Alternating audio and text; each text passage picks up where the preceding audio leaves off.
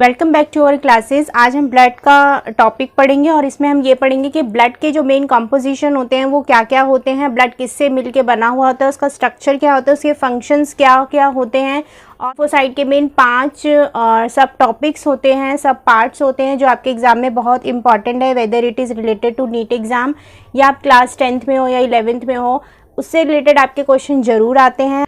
और उन 5 को याद करना, इजनोफिल, बेसोफिल, न्यूट्रोफिल्स और आपका लिम्फोसाइट हो गया, मोनोसाइट्स हो गए, इनके फंक्शन को किस तरीके से याद करें, किस तरीके से कोरिलेट करें, वो हम आज इस लेक्चर में बहुत अच्छे से सीखेंगे। ऐसे सीखेंगे कि आप लाइफ टाइम उसको कभी भूल नहीं पाओगे।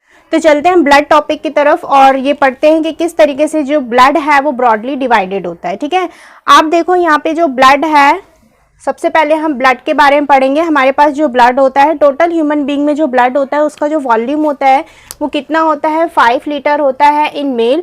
एंड फीमेल में जो इसकी क्वांटिटी होती है वो थोड़ी कम हो जाती है। It is just because of the menstrual cycle का जो मीनस होता है उसकी वजह से उनका ब्लड वॉल्यूम थोड़ा कम हो जाता है। ठीक है, तो सबसे पहले हम ब्लड के बारे में पढ़ते हैं कि ब्लड होता क्या है। तो सबसे पहले हम इस टॉपिक को पढ़ते हैं कि blood is a connective tissue. Blood एक कनेक्टिव टिश्यू क्यों होता है बच्चों? क्योंकि ब्लड जो होता है, नाम से पता चल रहा है कि ये कनेक्टेड टिश्यू है। कनेक्टेड टिश्यू का मतलब क्या है? किसी को कनेक्ट कर रहा है, यानी इसके अंदर कुछ कनेक्टिव एलिमेंट्स होते हैं। उन कनेक्टिव एलिमेंट्स को हम क्या बोलते हैं? प्लेटलेट्स। तो when platelets along with the fibrinogen and some enzymes, ये क्या करता है? लिंकेज बना देता है, क्लॉटिंग कर देता है एंड ब्लड का जो ब्लीडिंग होता है ड्यूरिंग द इंजरी या कोई कट हो गया उसको प्रिवेंट करता है। तो उस प्रोसेस को हम क्या बोलते हैं? Clotting of blood. इसे हम आगे पढ़ेंगे। ठीक है, तो ब्लड जो है वो इस तरीके से, इस फंक्शन की वजह से कनेक्टिव टिश्यू कहलाता है। ठीक है, ब्लड जो होता है वो रेड इन कलर होता है। It is just because of presence of a pigment. एक रेड पिगमेंट होता है जिसे हम क्या बोलते हैं? हीमोग्लोबिन बोलते हैं। ब्लड का जो पीएच होता है इट इज 7.5, अराउंड 7.5 होता है और देखा जाए तो ये वैरी करता है 7.35 टू 7.45 के बीच में। नेक्स्ट फीचर आता है कि ब्लड में कुछ इंपॉर्टेंट कंपोनेंट्स भी होते हैं, जैसे कि हिपैरिन होता है। हिपैरिन क्या होता है? It is anti coagulant agent in the blood. जो ब्लड को क्या करता है? क्लॉटिंग होने से बचाता है। वो हिपैरिन भी क्या होता है? ब्लड के अंदर प्रेजेंट होता है। ठीक है, एंड क्लॉटिंग मटीरियल या कंपोनेंट जिसे हम फाइब्रिनोजन कहते हैं वो भी क्या होता है? ब्लड में क्या होता है? प्रेजेंट होता है। प्रोटीन हो गया, न्यूट्रिएंट हो गया, जो भी हमने खाया, sugar, carbohydrate, salt, everything, electrolyte, वो सब किस में प्रेजेंट होता है? ब्लड में प्रेजेंट होता है। अब हम चलते हैं ब्लड को किस तरीके से ब्रॉडली 2 पार्ट में डिवाइड किया गया है। ठीक है, जब एक ब्लड लिया जाता है उसको सेंट्रीफ्यूज किया जाता है। तो जब हम उसे सेंट्रीफ्यूज करते हैं इन द टेस्ट ट्यूब, ठीक है, ब्लड टेस्ट के लिए जब हमारा ब्लड जाता है तो सबसे पहले उसको सेंट्रीफ्यूज किया जाता है। जो टेस्ट उसके सॉलिड पार्ट से करने होते हैं तो सॉलिड पार्ट ले लिया जाता है ब्लड का, और जो टेस्ट लिक्विड पार्ट से करने होते हैं तो ब्लड का लिक्विड पार्ट ले लिया जाता है। तो जब हम इसको सेंट्रीफ्यूज करते हैं तो ब्लड का जो रेड रेड पार्ट होता है यानी सॉलिड पार्ट होता है वो तो नीचे बैठ जाता है और जो लाइट येलो कलर का पार्ट होता है वो ऊपर रह जाता है। ठीक है, तो ये जो एरिया होता है इसे हम क्या बोलते हैं? प्लाज्मा कहते हैं। एंड ये जो एरिया होता है इसमें क्या होता है? सारे के सारे ब्लड सेल्स होते हैं, वो नीचे रह जाता है।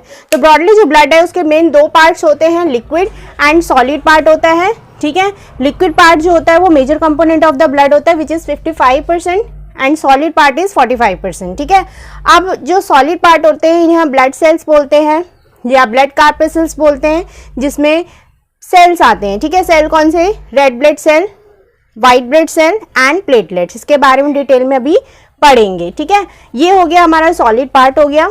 नेक्स्ट हम जाते हैं लिक्विड पार्ट की तरफ।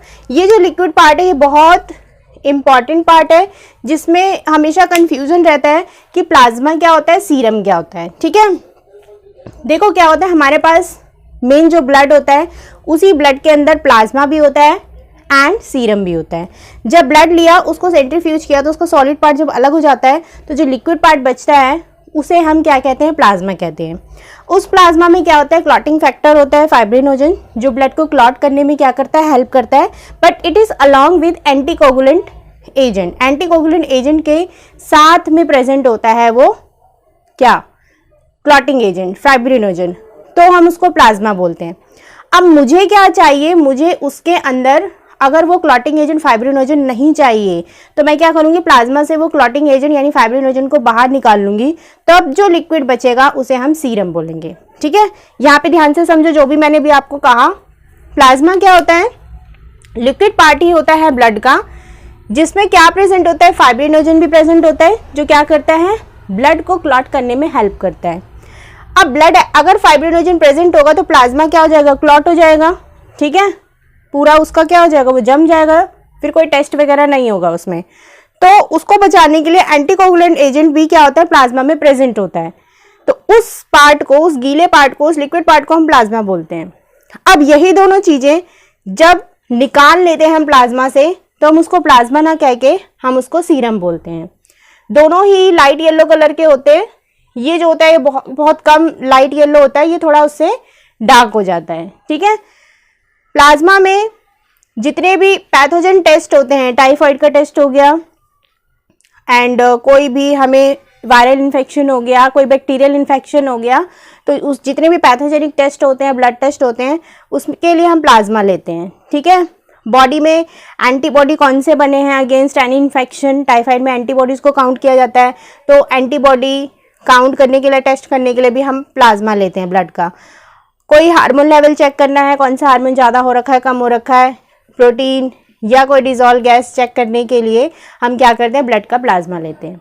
वही अगर हमें इलेक्ट्रोलाइट का चेक करना होगा कि कौन सा इलेक्ट्रोलाइट उसके अंदर है, कोलेस्ट्रॉल कितना बढ़ा हुआ है, शुगर कितना बढ़ा हुआ है, ठीक है, किडनी का टेस्ट करना होगा, KFT, LFT, तो उसके लिए हम क्या करते हैं, ब्लड का सीरम पार्ट लेते हैं।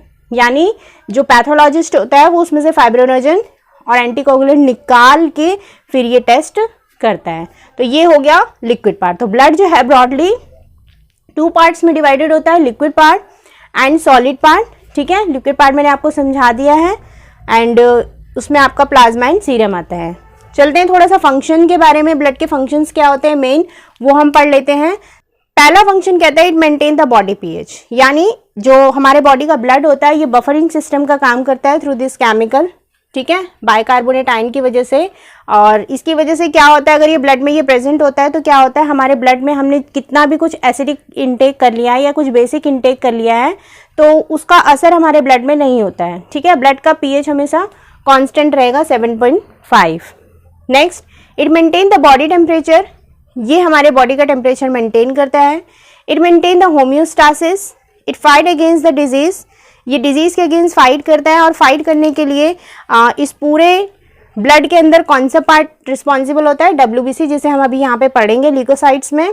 It transport nutrient and oxygen to all part of the body, यानी सर्कुलेटरी सिस्टम के थ्रू ये न्यूट्रिएंट जो भी हम इनटेक करते हैं वो न्यूट्रिएंट और ऑक्सीजन पूरे बॉडी को ट्रांसपोर्ट करता है। इट परफॉर्म होम्योपोइसिस, यानी कि हीमोग्लोबिन यानी ब्लड बनाने में भी जो ब्लड है वो हेल्प करता है, यानी प्री एग्जिस्टिंग सेल से नया सेल बनता है, पहले वाले ब्लड सेल से न्यू ब्लड सेल बनता है। It contains the clotting factor fibrinogen and anticoagulant agent, जिसको हम क्या बोलते हैं, हिपैरिन बोलते हैं। मैंने भी आपको यहाँ पे पढ़ाया था कि इसके अंदर क्लॉटिंग फैक्टर्स भी होते हैं, फाइब्रिनोजन एंड एंटीकोगुलेंट की ब्लड जो है वो कोगुलेट ना हो, ठीक है, उसका थक्का ना जमे, उसके लिए ब्लड के अंदर क्या होता है, हिपैरिन भी प्रेजेंट होता है। तो ये आपका ब्लड सेक्शन कंप्लीट हो गया। अब हम चलते हैं इसके सॉलिड पार्ट को डिटेल में पढ़ने के लिए, जो आपके एग्जाम में जरूर आता है। तो यहाँ पे हम ब्लड सेल के सॉलिड पार्ट की तरफ चलते हैं, जिसमें 3 मेन पार्ट्स आते हैं, RBC, WBC and the platelets. ठीक है, RBC को हम क्या बोलते हैं, we call it the erythrocytes. ठीक है, एरिथ्रोसाइट्स बोलते हैं। हम एक बार एरिथ्रोसाइट्स के बारे में डिटेल में अच्छे से जान लेते हैं। एरिथ्रोसाइट जो होता है red in colour due to the haemoglobin and इसका जो डायामीटर होता है बाइकनकेव इन शेप होता है बट सर्कुलर इन शेप होता है। तो इसका जो डायामीटर होता है इट इज 7 to 8 माइक्रोमीटर होता है। It is circular and biconcave, anucleated except the camel, camel में न्यूक्लियस होता है उसके RBC में। और जो इसका हीमोग्लोबिन का अमाउंट होता है वो कितना होना चाहिए, 12 to 16 ग्राम पर 100 ml होना चाहिए। सेल ऑर्गेन्स जो होते हैं इसमें एब्सेंट होते हैं। आता है इसका लाइफ स्पैन जो होता है वो 120 डेज का होता है। उसके बाद जो एरिथ्रोसाइट होता है वो डेड हो जाता है। डेड होने के बाद ये कहाँ चला जाता है, स्प्लीन में चला जाता है, जिसको क्या कहा जाता है, ग्रेवयार्ड ऑफ RBC। यानी RBC का जो जन्म जहाँ पे होता है, कहाँ पे होता है, क्रैडल ऑफ RBC, किसको कहा जाता है, बोन मैरो को, रेड बोन मैरो को, और वहाँ पे जब आरबीसी बन जाता है 120 दिन तक वो अपना जो भी फंक्शन होता है बॉडी में वो बहुत अच्छे से करता है, और जब उसका लाइफ स्पेन ख़त्म हो जाता है तो वो कहाँ चला जाता है, स्प्लीन के पास चला जाता है। स्प्लीन में वहाँ पे उसकी डेथ हो जाती है। आपको पता होना चाहिए कि जो आरबीसी होता है उसमें जो रेड कलर होता है it is just because of haemoglobin. ठीक है, हीमोग्लोबिन क्या करता है, अपने एक हीमोग्लोबिन के अंदर क्या होते हैं, 4 आर्म्स होते हैं। इन चारों आर्म्स में क्या होते हैं, आयरन प्रेजेंट होता है। ठीक है, और ये आयरन ही क्या करते हैं, ऑक्सीजन को कैरी करने का काम करते हैं। ठीक है, अगर इन एक हीमोग्लोबिन में आयरन नहीं होगा तो वो ऑक्सीजन को कैरी नहीं करेगा। ठीक है, तो आयरन होना बहुत जरूरी है। अब जब क्या होता है, एरिथ्रोसाइट का डेथ होना का टाइम नियर आता है, 120 डेज उसके कंप्लीट हो जाते हैं, तो वो क्या करता है, अब उसके आर्म्स में जो आयरन लगे थे वो उस आयरन को हटा देता है। आयरन क्या होता है, वहाँ से फिर कहाँ चला जाता है, लीवर में चला जाता है, जहाँ पे नए हीमोग्लोबिन के साथ वो अटैच हो जाता है, और जो सेल मेम्ब्रेन ऑफ हीमोग्लोबिन है वो फ्लश होके कहाँ चला जाता है, स्प्लीन में चला जाता है। और उस सेल मेम्ब्रेन को एग्जाम में आता है कि क्या कहा जाता है, उसको घोस्ट कहा जाता है ऑफ द एरिथ्रोसाइट। या आरबीसी का घोस्ट किसको कहा जाता है, destroyed cell membrane of the RBC को कहा जाता है। वो स्प्लीन में चला जाता है और इसलिए स्प्लीन को ग्रेवयार्ड ऑफ आरबीसी कहा जाता है। ठीक है, तो यहाँ पे आपका आरबीसी टॉपिक जो है वो ख़त्म हो जाता है। और आरबीसी जो मेन में होता है वो 5 to 5.5 होता है, याद जरूर रखना है आपको। और विमेंस में ये 4 to 4.5 होता है। It is just because of menstrual cycle का जो मीनस होता है उसके थ्रू ब्लड लॉस थोड़ा हो जाता है। ठीक है, अब हम चलते हैं ब्लड सेल का जो आरबीसी हो गया है उसके बाद हम डब्ल्यूबीसी में चलते हैं। डब्ल्यूबीसी को अच्छे से पढ़ते हैं। ये जो है ये आपका बहुत इंपॉर्टेंट टॉपिक है जो आपके एग्जाम में आता है। आपको किस तरीके से इसको मेमोराइज करना है वो मैं अभी ट्रिक भी आपको बताती हूँ। अब हम आते हैं डब्ल्यूबीसी की तरफ, यानी ल्यूकोसाइट की तरफ आते हैं। ल्यूकोसाइट जो होते हैं ये 2 टाइप्स के होते हैं। एक होता है ग्रैन्युलोसाइट्स बोलते हैं और एक को हम ग्रेन्युलोसाइट्स बोलते हैं। ग्रेन्युलोसाइट्स का मतलब क्या होता है, कुछ जो डब्ल्यूबीसी होते हैं उनमें तो कुछ में ग्रैन्यूल्स होते हैं, ऐसे डॉट डॉट लाइक ग्रेन्यूल के स्ट्रक्चर होते हैं, और कुछ जो सेल्स होते हैं ल्यूकोसाइट्स होते हैं उनमें ग्रेन्यूल्स नहीं होते हैं। तो इनको तो हम ग्रेन्युलोसाइट्स बोलते हैं, इसको ग्रेन्युलोसाइट्स बोलते हैं। अब ये जो ग्रेन्यूल्स होते हैं ये क्या होते हैं, हम इसके अंदर जब हम कोई स्टेन डालते हैं, कोई कलरिंग एजेंट डालते हैं, वो इसको गेन कर लेते हैं। ठीक है, कौन, ग्रेन्युलोसाइट्स। तो उसके बेसिस पे इनके क्या है, नाम है। ठीक है, अब हमारे पास जो स्टेन आते हैं वो 2 टाइप के स्टेन होते हैं, या तो वो एसिडिक होता है या फिर बेसिक होता है। ठीक है, तो सबसे पहला जो हमारे पास ग्रेन्युलोसाइट्स आता है वो है न्यूट्रोफिल्स। देखो, फिल का मतलब होता है lover, phobia means hater, phobia means जो हेटर होगा, एंड फिल्स मीन्स क्या होता है, लवर। ठीक है, तो न्यूट्रोफिल्स, इजनोफिल्स एंड बेसोफिल्स, यहाँ पे फिल वर्ड इस्तेमाल किया गया है कि किस टाइप के स्टेन को ये लव करता है। ठीक है, जो न्यूट्रोफिल है वो न्यूट्रल है। न्यूट्रल का मतलब इसके ऊपर इस ग्रेन्युलोसाइट्स में अगर आप कोई एसिडिक स्टेन डाल दो या बेसिक स्टेन डाल दो, ये दोनों से स्टेन्ड हो जाएगा। ठीक है, इसके ग्रैन्यूल जो होंगे वो कलरफुल आपको क्या होंगे, माइक्रोस्कोप में दिखने लग जाएंगे, इसलिए इसका नाम क्या है, न्यूट्रोफिल्स। एंड ग्रेन्युलोसाइट में, ल्यूकोसाइट में सबसे ज़्यादा जो संख्या है वो न्यूट्रोफिल की सबसे ज़्यादा होती है। It is 60 to 50% of total WBC. ठीक है, it is stain in acidic and basic medium both, इसी वजह से इसका नाम न्यूट्रोफिल रखा गया, यानी ये न्यूट्रल है।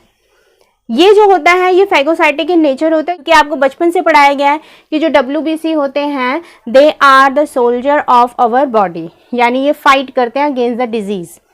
नेक्स्ट आता है इजनोफिल। ठीक है, इस पे ध्यान देना, इजनोफिल पे।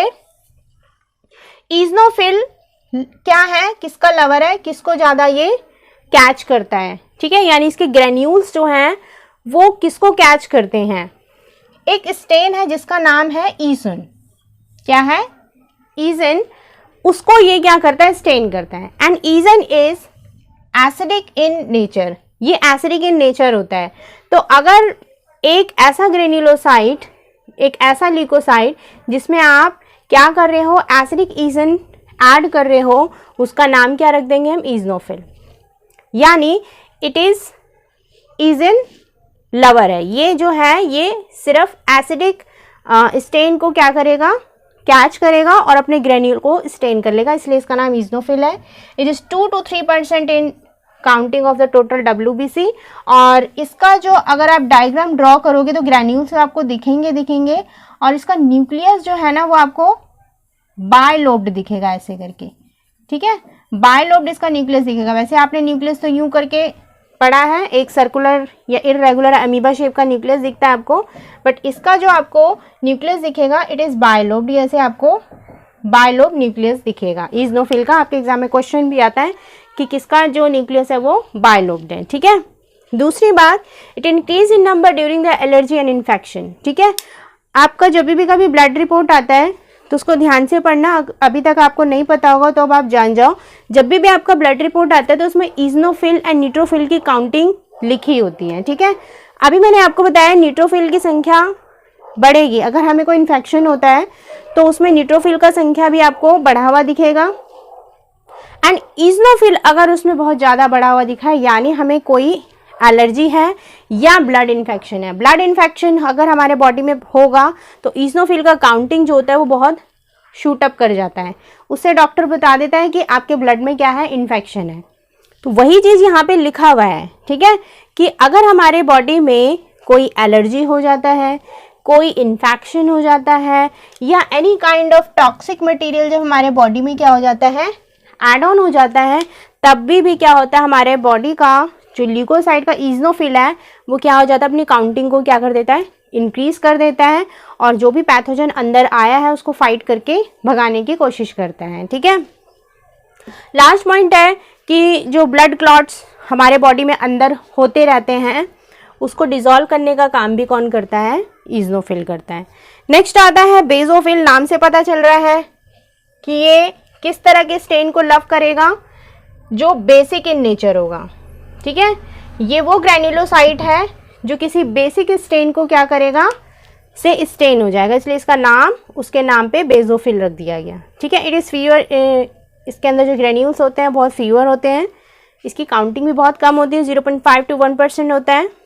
और अभी मैंने बताया it is stain in basic stain, and basic stain क्या है, मिथिलिन ब्लू, यानी अगर आप इसको स्टेन करोगे तो आपको इसके ग्रैन्यूल्स जो हैं वो ब्लू कलर के दिखेंगे, ठीक है।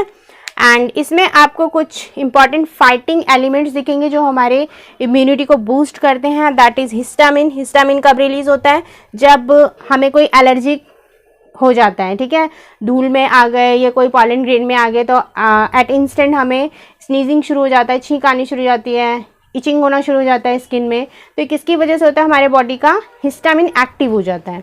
हिस्टामिन फिर क्या करता है, एलर्जिक रिस्पॉन्स शो करता है। पैरिन इसमें प्रेजेंट होता है और कुछ जो हमारे बॉडी में इन्फ्लामेटरी रिएक्शंस होते हैं ये भी एक एलर्जी का सिग्नल होता है। हमें जब कोई एलर्जी हो जाता है या कोई प्रॉब्लम हो जाती है या किसी मसल्स में कोई दिक्कत आ जाती है तो हमारा वहाँ का मसल क्या होता है, इन्फ्लामेटरी हो जाता है, इन्फ्लामेशन आ जाता है, सूज जाता है, ठीक है। तो बॉडी में ये सारे बॉडी के डिफेंस मैकेनिज्म है कि कोई बाहर का पैथोजन जब हमारे बॉडी के अंदर आने की कोशिश करता है तो हमारा बॉडी खुद रिस्पॉन्स देना शुरू कर देता है, ठीक है। नेक्स्ट आता है ए ग्रैन्युलोसाइट्स। अभी आपने ग्रैन्युलोसाइट्स पढ़े जिनके अंदर ग्रैन्यूल्स प्रेजेंट होते हैं। ये 3 तरह के होते हैं on the basis of stain. पहला जो है वो न्यूट्रोफिल होता है। न्यूट्रोफिल ऐसा ग्रैन्युलोसाइट है जिसके अंदर किसी भी प्रकार का स्टेन आप डाल दो उसको कोई असर नहीं पड़ता है, वो हर टाइप का स्टेन को क्या करेगा, गेन कर लेगा, वेदर इट इज एसिडिक और बेसिक मीडियम, ठीक है। इसलिए इसका नाम ही न्यूट्रल है, न्यूट्रोफिल्स, ठीक है। और सबसे ज़्यादा काउंटिंग में ये प्रेजेंट होता है। नेक्स्ट आता है हमारे पास इजनोफिल्स। ये एक ऐसा ग्रैन्युलोसाइट है जो क्या करता है, सिर्फ ईजन एसिडिक स्टेन को क्या करता है, एक्सेप्ट करता है, इसलिए इसका नाम इजनोफिल हो गया। इसके बारे में स्पेशल चीज़ आपको क्या है रखना है, कोई भी इन्फेक्शन होता है, जब एलर्जी होता है तो इसकी काउंटिंग बढ़ जाती है एंड इसका जो न्यूक्लियस है वो बायलोब्ड होता है। नेक्स्ट आता है बेसोफिल। बेसोफिल जो होते हैं बहुत फ्यूअर इन काउंटिंग होते हैं और इनमें ग्रैन्यूल्स भी बहुत कम मात्रा में पाए जाते हैं। इसकी स्पेशल एक खास बात क्या है, बॉडी में जब भी कोई एलर्जिक रिएक्शन या एलर्जिक रिस्पॉन्स होगा, इन्फ्लामेटरी रिस्पॉन्स होगा, तो ये इसके अंदर histamine and inflammatory reaction elements जो होते हैं वो पाए जाते हैं। नेक्स्ट आता है हमारे पास ए ग्रैन्युलोसाइट्स। ए ग्रैन्युलोसाइट्स वो लिम्फोसाइट्स होते हैं जिनके अंदर ग्रेन्यूल बिल्कुल भी प्रेजेंट नहीं होते हैं, दैट इज़ अ लिम्फोसाइट। मैंने आपको लिम्फोसाइट के बारे में बहुत अच्छे से पढ़ाया है एंटीबॉडी चैप्टर में, human health and disease class 12 का जो चैप्टर है उसमें बहुत अच्छे से मैंने लिम्फोसाइट्स पढ़ाए हैं कि लिम्फोसाइट 2 टाइप्स के होते हैं, B lymphocyte and T lymphocytes. ठीक है, बी लिम्फोसाइट जो होते हैं, अभी मैंने आपको एक टॉपिक पढ़वाया था प्लाज्मा, ये जो होते हैं ये प्लाज्मा में सबसे ज़्यादा पाए जाते हैं और ये एंटीबॉडी बनाने का काम करते हैं। ठीक है, दे फॉर्म एंटीबॉडी। और वही जो टी लिम्फोसाइट्स होते हैं ये क्या बनाते हैं, दे विल फॉर्म फेगोसाइट्स, ये फेगोसाइट्स बनाते हैं और इनका काम होता है कोई भी पैथोजन या एंटीजन आएगा उसको ये क्या करेंगे, डायरेक्ट किल कर देंगे। ठीक है, ये हो गए लिम्फोसाइट्स। नेक्स्ट आता है मोनोसाइट्स। मोनोसाइट के बारे में बहुत इंपॉर्टेंट बात आपको याद रखनी है क्योंकि ये आपके एग्जाम में बहुत इंपॉर्टेंट क्वेश्चन है, एमसीक्यू के फॉर्म में आता है। ठीक है, मैंने देखो इसके नीचे मॉन्स्टर क्यों लिखा हुआ है। मॉन्स्टर क्या होता है, बहुत बड़ा भयानक एक जाइंट होता है। ठीक है, दानव होता है। तो पूरे हमारा जो ल्यूकोसाइट होता है, जितने भी आपने ब्लड सेल अभी तक पढ़े हैं उसमें से सबसे जो लार्जेस्ट साइज होता है वो किसका होता है, मोनोसाइट्स का। तो मोनोसाइट को आप मॉन्स्टर से रिलेट कर लेना। वो क्या, मॉन्स्टर जैसे बड़ा होता है वैसे इसका भी साइज जो होता है वो बहुत बड़ा होता है। मॉन्स्टर का काम क्या होता है, कोई भी उसके सामने आएगा वो किसी को देखता नहीं, वो उसको खा जाता है। ठीक है, तो ये मोनोसाइट्स जो होते हैं they develop itself into the macrophages. Macrophages कौन होते हैं, macrophages are those defence elements जो हमारे बॉडी के इम्यूनिटी के लिए काम करते हैं। और जब भी कोई हमें बॉडी में इन्फेक्शन होता है, कोई भी पैथोजन या एंटीजन बाहर से आता है तो वो उसको क्या करते हैं, खा जाते हैं। ठीक है, और बाकी के एंटीबॉडीज़ को भी अलर्ट करने का काम करते हैं, दिखा देते हैं सबको कि देखो ये वाला एंटीजन आया है। ठीक है, ये टॉपिक मैंने आपको ह्यूमन हेल्थ एंड डिजीज़ वाले चैप्टर में बहुत अच्छे से पढ़ाया है। लिंक सारे डिस्क्रिप्शन बॉक्स में दे रखे हैं और 12th क्लास का टॉपिक है ये। ठीक है, ये आपका कंप्लीट हो गया। लास्ट टॉपिक आपका रहता है प्लेटलेट्स। इसके बारे में थोड़ा पढ़ लेते हैं। प्लेटलेट्स के बारे में आप साइड में एक पेज देख रहे हो और मैं उसी को डिक्टेट कर रही हूँ। These are the cell fragments. ये ऐसे सेल फ्रेगमेंट्स होते हैं which are produce from the megakaryocytes, यानी कुछ स्पेशल टाइप के बड़े बड़े सेल्स होते हैं जो रेड बोन मैरो में बनते हैं। उन्हीं स्पेशल काइंड ऑफ सेल से ये बनते हैं। स्ट्रक्चर आप इसका देखोगे बिल्कुल स्टार लाइक स्ट्रक्चर होता है। ठीक है, it is oval in shape, disc like. और ये जो होता है it is found only in mammalian blood. ये जो होता है इसका न्यूक्लियस नहीं होता है। ये एक ऐसा सेल है ब्लड सेल जिसके अंदर क्या होगा, माइटोकॉन्ड्रिया मिलेगा। कुछ स्पेशल ऑर्गेनल्स होते हैं, सेल ऑर्गेनल्स, जो इसमें मिलेंगे। Mitochondria, Golgi apparatus, actin, myosin, energy molecules, ADP भी इसमें मिलेगा। संख्या इसकी कितनी होनी चाहिए, 1.5 to 3.5 लाख पर क्यूबिक मीटर इसमें होना चाहिए। और इसका लाइफ स्पैन जो होता है वो 7 to 12 डेज होता है। और इसका जो फॉर्मेशन होता है इसको थ्रोम्बोपोइसिस भी कहा जाता है, क्योंकि प्लेटलेट्स का दूसरा नाम क्या है, थ्रोम्बोसाइट्स। ठीक है, तो इस तरीके से आपका जो ब्लड एंड कंपोजिशन और इसका फंक्शन का जो टॉपिक है वो कंप्लीट हो जाता है। इसको बहुत अच्छे से कर लेना। जो भी मैंने आज पढ़ाया है उसके नोट्स जो हैं वो आपको वीडियो के एंड में एज ए क्लिप फॉर्म मिल जाएंगे, क्योंकि अब आपको ऑफलाइन एग्ज़ाम भी देना है। आपको लिखना कैसे है वो आपको ज़रूर पता होना चाहिए। ठीक है, ये तो एक फॉर्मेट था, डायग्रामेटिक व्यू था, जिसमें आपने समझा कि कौन सी चीज़ क्या है, उसके मेन स्पेशल फीचर्स क्या हैं। But you don't have to write the phrases word in your exam, you have to write the complete sentences and you have to explain the examiner कि आप लिखना क्या चाहते हो। तो वो सब आपको किस तरीके से एग्जाम में लिखना है वो मैंने नोट्स में प्रोवाइड किया है। ठीक है, उसके आप स्क्रीनशॉट ले लेना, उसे ज़रूर कर लेना। मिलते हैं अपने नेक्स्ट क्लास में।